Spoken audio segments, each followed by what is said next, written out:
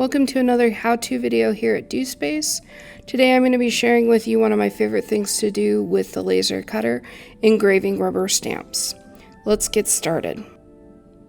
So I'm starting in Photoshop with an illustration that I got from the British Library, and I'm just checking the DPI to make sure that it's 72 DPI.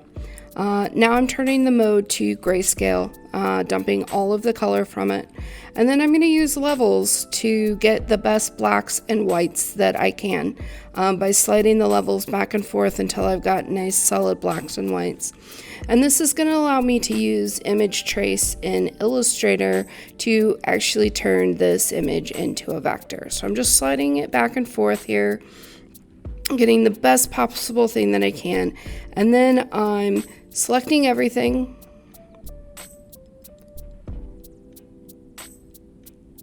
and I'm copying it,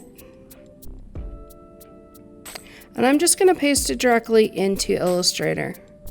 Get my Illustrator document open here, and I'm already got a custom setup for our laser cutter at 16 by 12 and RGB coloring, but if you didn't, you would need to type that in. So I've got a new document open.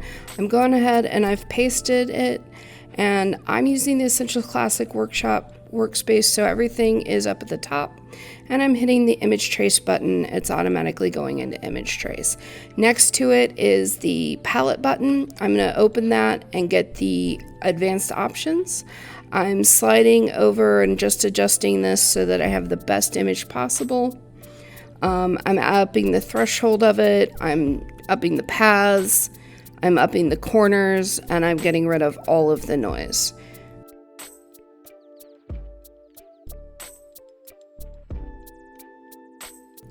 And the very last thing I'm going to do is I'm going to hit ignore white. That gets rid of the white background on the image, which is crucial when I change it. Now I'm expanding it, and now this illustration is a vector. And the first thing I'm going to do is go ahead and resize it because it came in rather large, and I need it to be about 1.6 inches because that's about the size of my wooden base that I'm going to put the stamp on. So I've resized it, and the next thing I'm going to do is draw a black square that is 1.75 inches. This will depend on the size of the base, but that's the size of my base. And then I'm going to convert my illustration to white. The reason why I'm going to do that is because I need it to be positive and negative space. I actually want to engrave all of the black away and leave just the positive of the moth. The last thing I'm going to do is take the moth and put it over the black square and then align it so that it is centered. This is what it looks like when it's zoomed in. You can see the detail to it. And now we're going to actually shift UIs to the PC as I've moved to the laser cutter. So this is what my stamp looks like. I'm getting ready, and the first thing I'm going to do is get it over to the laser cutter software by hitting print. Once I've hit print, it sends it to the laser cutter software. I go and switch to the laser cutter, and I hit settings. And the first thing I'm going to do is pick type, which is low odor laser rubber. And then I'm getting out my material and my calipers, and I'm going to measure it because I need to know the thickness. So I'm turning the calipers on. I like working in millimeters when it comes to the laser cutter. I think it's a little bit more precise of a measurement. And our calipers do metrics or millimeters. So I'm opening them, putting it down onto the material. I'm not pressing hard. And getting a good feel for it, and then I'm going to enter that into the thickness button or the thickness box that is in the laser cutter settings software. Once I've got that entered, I'm going to go ahead and hit apply, and I've actually used this rubber before, so I know what settings that it needs, and so I'm actually hand entering settings here that I've used based on testing. Obviously you wouldn't want to use the settings that specifically I'm using unless you had tested it on the material first. Remember to always get extra material when ordering because you rarely get things right on the first go.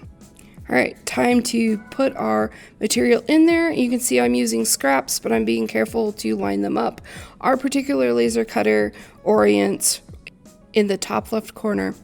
Once I've got it oriented on the bed, it's time to focus it. So I'm going to get our focus tool out here. It's got a small notch, might be a little hard to see, but I'm pointing to it and I'm going to put the notch so that it sits under the head of the laser. And then I'm going to adjust the bed up and down so that the tool is sitting on my material. The notch just fits just under the head of the laser.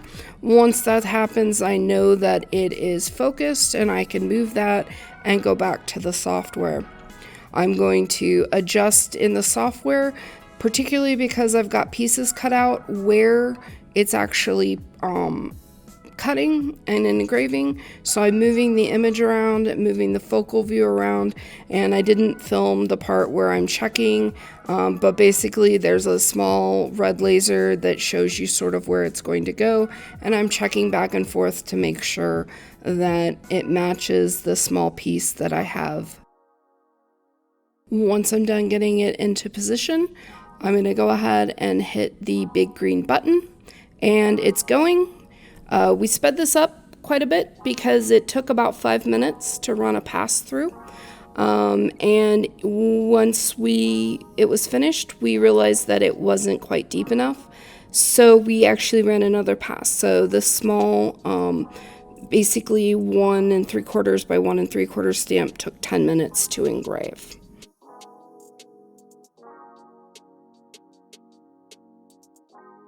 All right, it's all finished. I'm going to open the lid and check my engraving.